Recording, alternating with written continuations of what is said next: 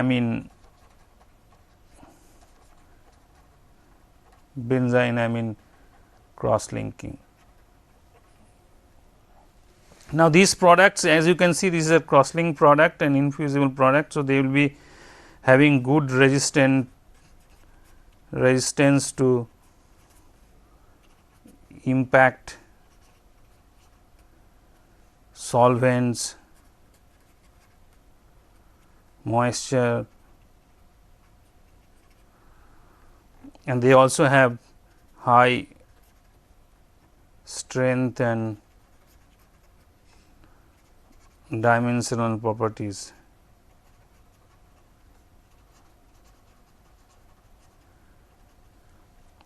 As a result, they are used in several applications like electrical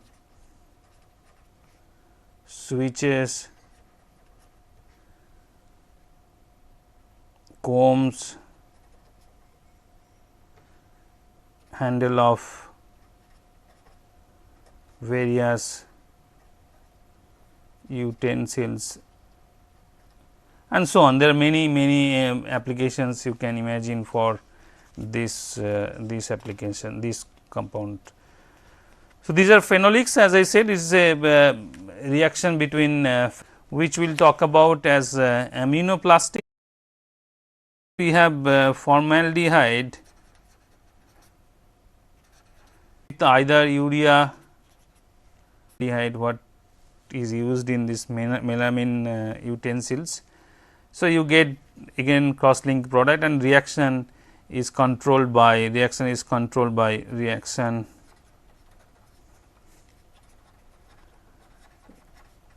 controlled by pH and temperature of the medium, and the reaction is stopped when by bringing the reaction to the pH, cooling down the temperature and bringing the pH to near to the neutral pH.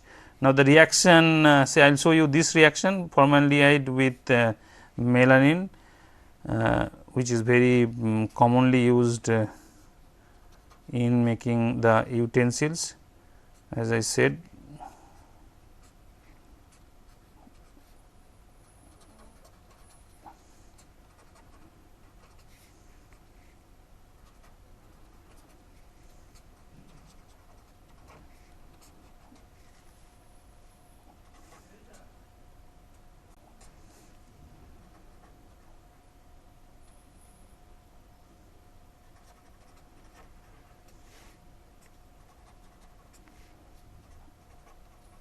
First step, it will be like pre-polymer or intermediate pre-polymer or intermediate product, just like the phenol formaldehyde case product, intermediate product, and then we will cross link by heating in presence of added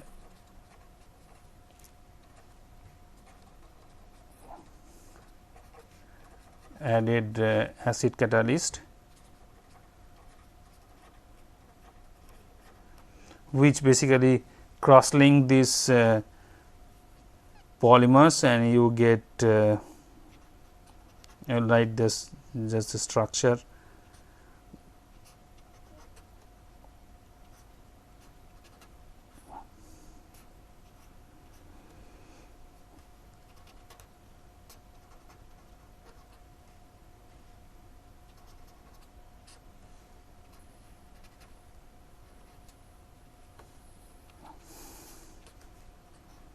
So, that is the repeating unit. So, this is a melamine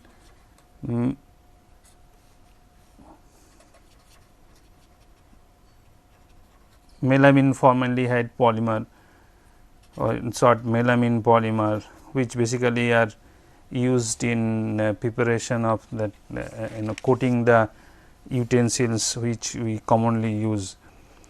And in terms of application, this melanin also I do not want to write. So, basically Okay, we do not need to write too many applications. Basically, you know this is very common the melanin utensils you use.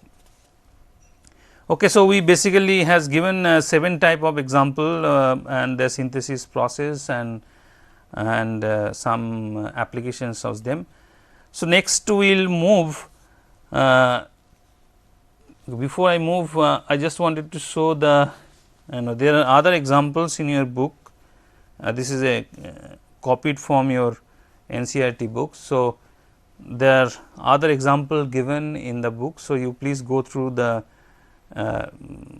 polymers, the monomers, their structures and their uses. This is just you have the information. So, you have to remember the structure, the name of the polymer, monomer and their uses. So, please read this from book and remember, try to remember some of the structure and names of the polymer and their use. Ethylene. So, next what we will do, we will discuss the next topic, which is about rubber.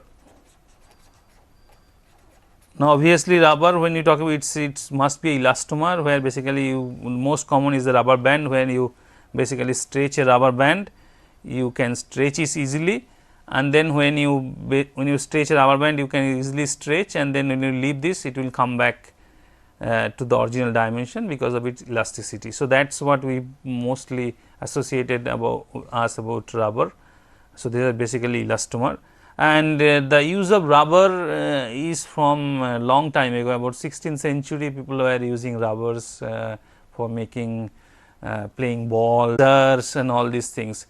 And about 19th century where the technology of rubber started, and the technology was started because initially rubber had lot of problems. Rubber would get basically it will soften and gets sticky at warm temperature, at higher temperature, and when you bring the temperature, the rubber would become hard and brittle.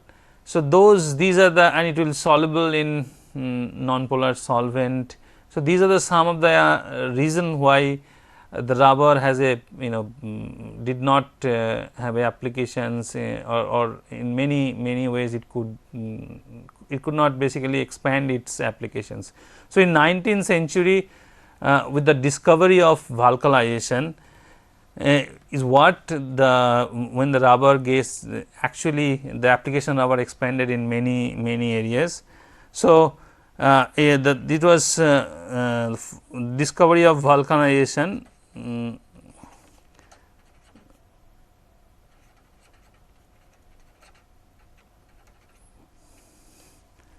of rubber. It was discovered by the vulcanization of rubber by using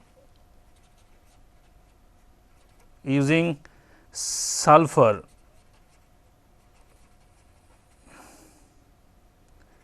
And it was discovered by Charles Goodyear. You have probably heard Goodyear tire, and it was done on long back 1839 in USA, and he filed patent, and which was granted. The patent was granted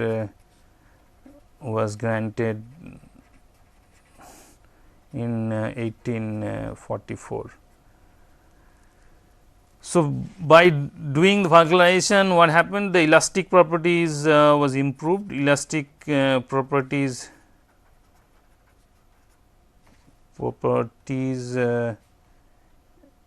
were improved,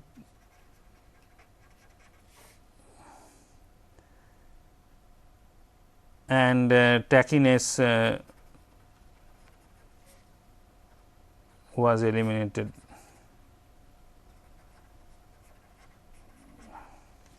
Now, at the same time, there is another scientist, Thomas Hancock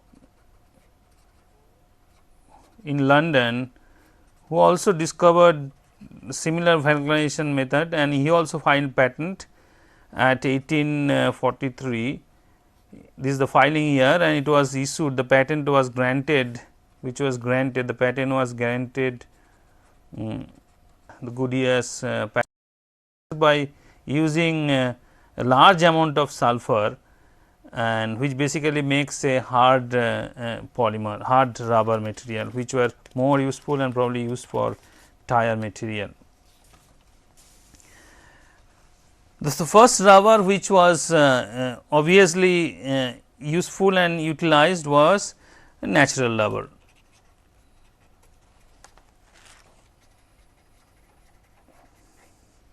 We can write just NR for natural rubber, and natural rubbers is often, it is milky white. You probably have seen, if you have seen a rubber tree, it is a milky white latex which contained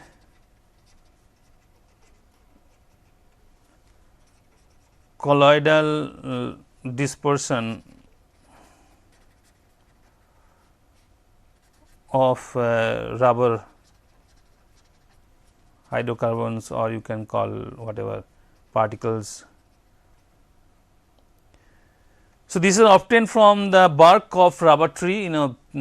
If you probably visited Kerala, or sometimes you probably have seen the rubber trees, then from the bark you can get this milky white coming out, and you can get natural rubber from bark of the rubber trees, which are rubber trees are basically abundance in the Southeast Asia region like India, Sri Lanka, Indonesia, Malaysia, or in South America. It basically is like this.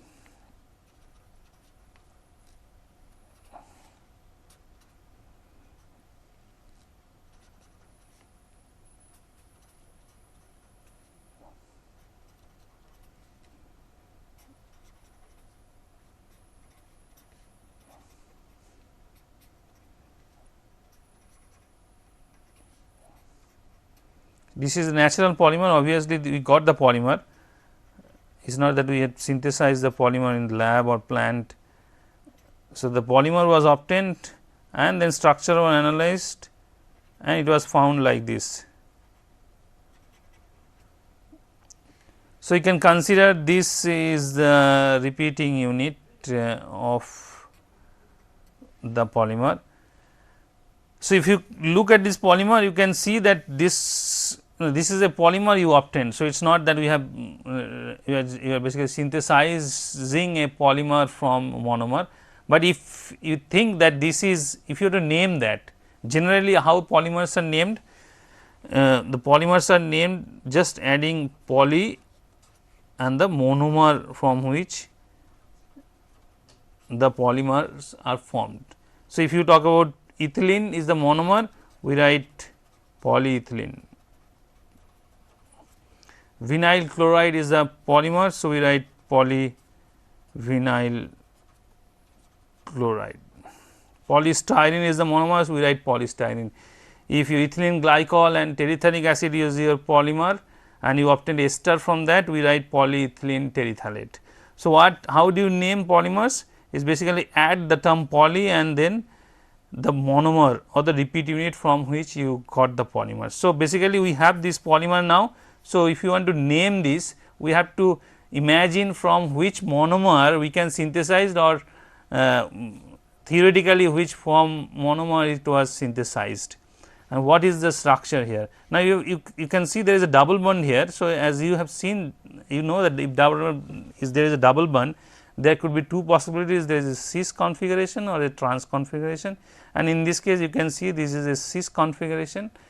So, we can think that this is a cis configuration, and what is the monomer, probably it is obtained. We can think that this is obtained from this monomer.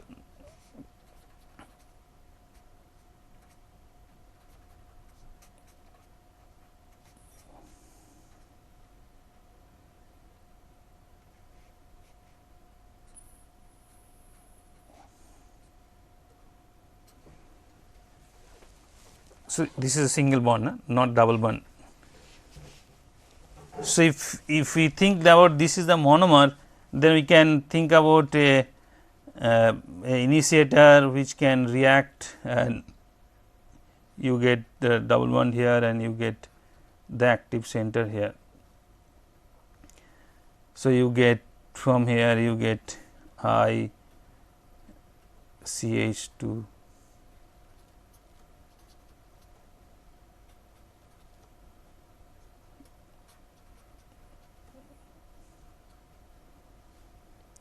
So, this is the active center, it can react with further this monomer and you can get this polymer.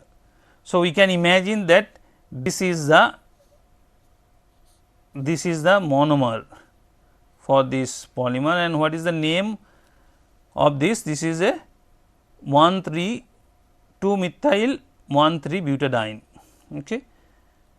So, basically we can think this is writing cis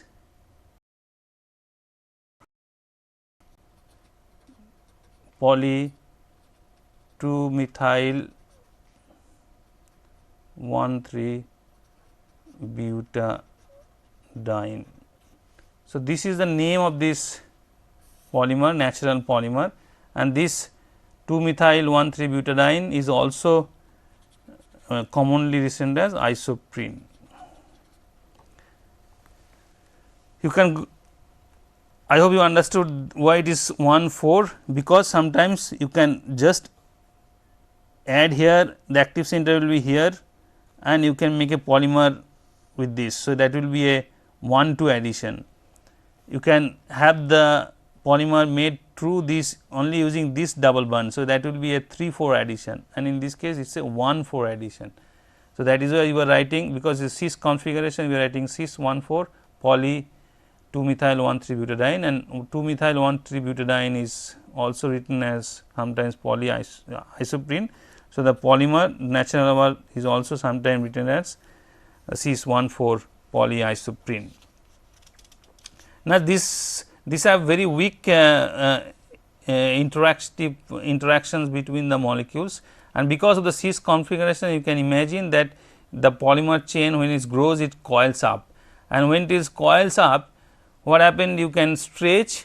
While you stretch, you basically you gives the retractive force and you get the elasticity because of the coil configuration. And these double bonds also help us further doing chemical reactions on the double bonds, which is what the vulcanization step is used to do. So, we will now learn what is vulcanization.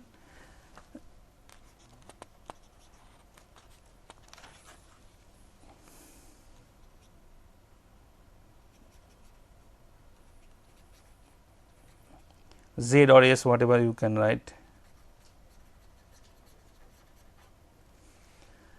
Now, why do we require vulcanization of rubber? This natural rubber becomes soft, as I mentioned, soft and sticky at greater than 335 K. It becomes hard and brittle less than 283 K, and this limits their application, and it at low temperature is also a high water absorption capacity, and this is soluble in nonpolar solvents, and it is not resistant. So, non-resistance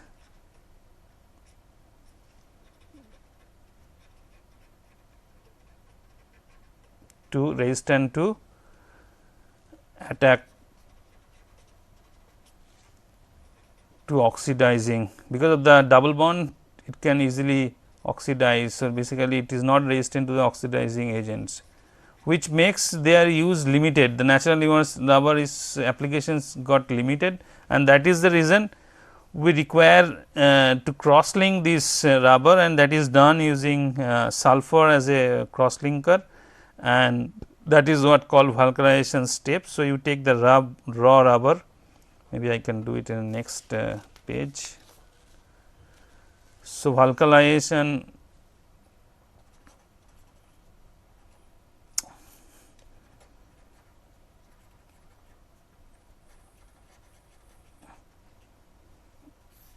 is you take the raw rubber plus sulfur plus an appropriate additive which basically accelerate this cross linking process. I am not going in the details of what these additives this cross linking reaction. You heat it up, generally temperature is 273 to 415 K, and you have to keep it for, it is done for long hours. So, it takes time, and the amount of sulfur is small, probably between 1 to 5% in general case, but it could be in even smaller or even higher if required, and you get this cross linking different cross linking products, and we are just writing few structures. Remember, the base structure was polyisoprene, 2-methyl 1,3-butadiene.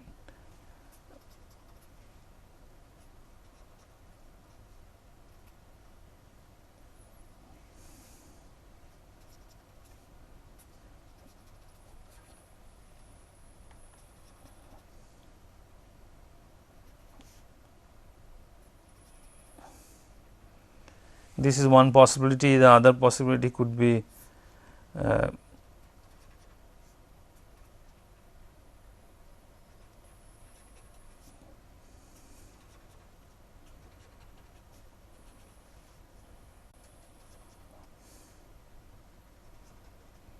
these are basically cross linking happens between two natural rubber chains, which are basically nothing but polyisoprene, cis-1,4 polyisoprene, what we talked about earlier.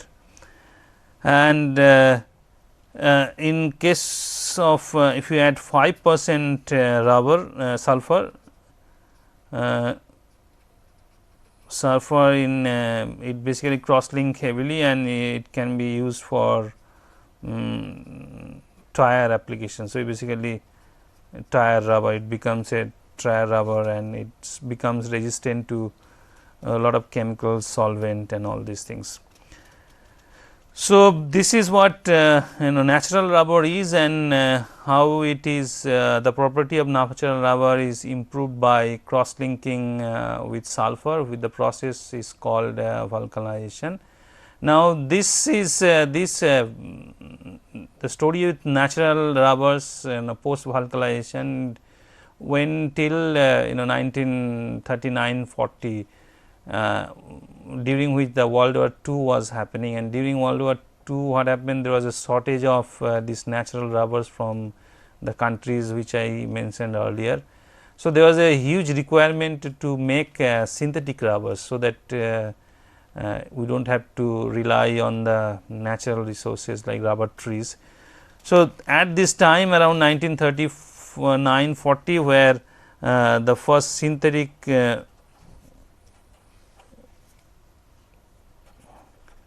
rubbers came in.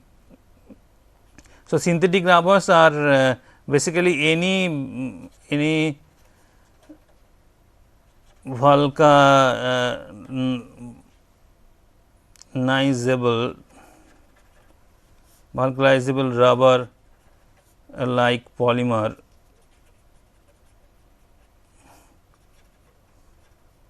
which is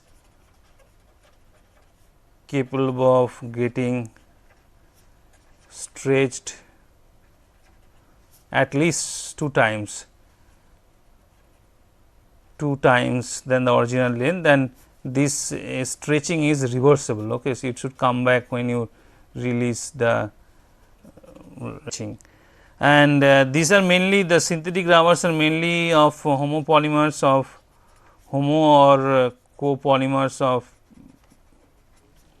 1,3-butadiene and their derivatives, and butadiene and its derivatives.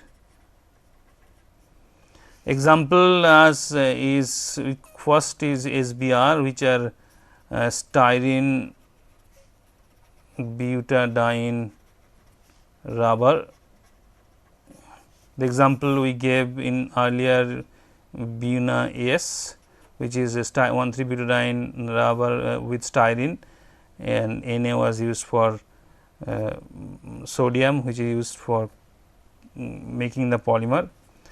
Seconds would be this polychloroprene rubber, where it is synthesized from the monomer chloropene. So, this is chloroprene, and you can get and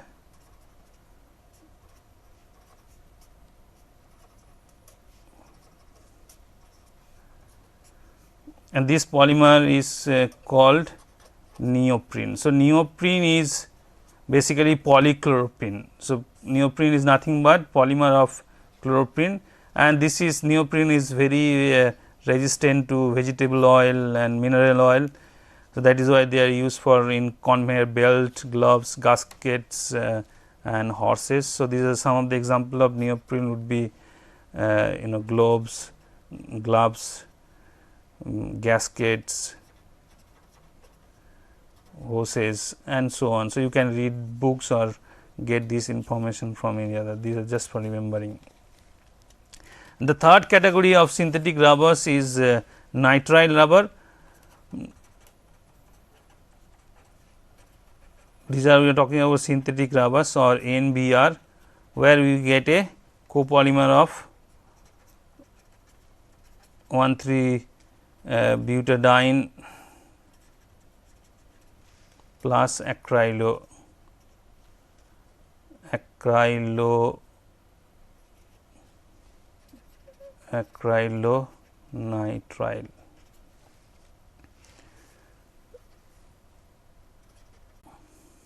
This is 1,3-butadiene plus we have know the structure of this, and this is resistant to petrol, lubricating oil, organic solvents, and this is it's used for making oil seal, tank lining and so on. So, we talked about now natural rubbers and synthetic rubber, and the last I quickly go through in next 5 minutes is one important topic called biodegradable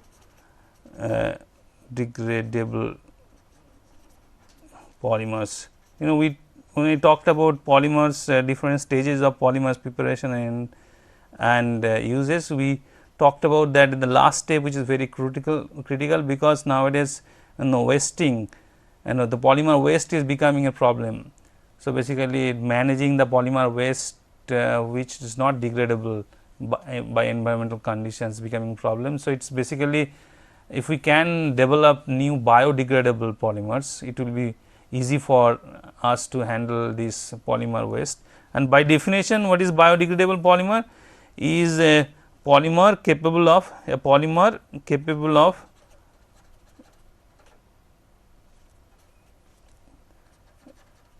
undergoing decomposition into carbon dioxide, methane, water, inorganic compounds and biomass, predominantly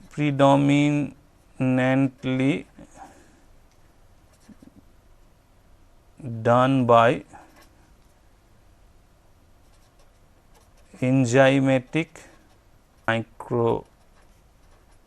So, basically when you do this decomposition in presence of air, and methane is produced in terms of when you do it in an anaerobic condition or in absence of air. And most of the natural polymers like cellulose, chitin, starch, proteins or polypeptides, they are all biodegradable enzymatically. So, and so it is not a problem if you can make polymers from these natural polymers, they will be biodegradable by their own. The problem comes when we have we do synthesis from deals with synthetic polymers, and the synthetic in synthetic polymers the aliphatic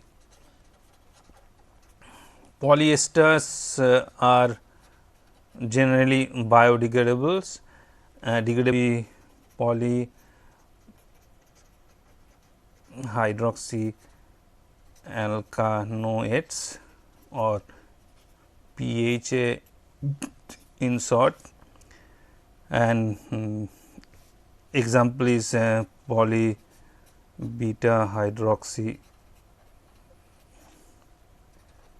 butyrate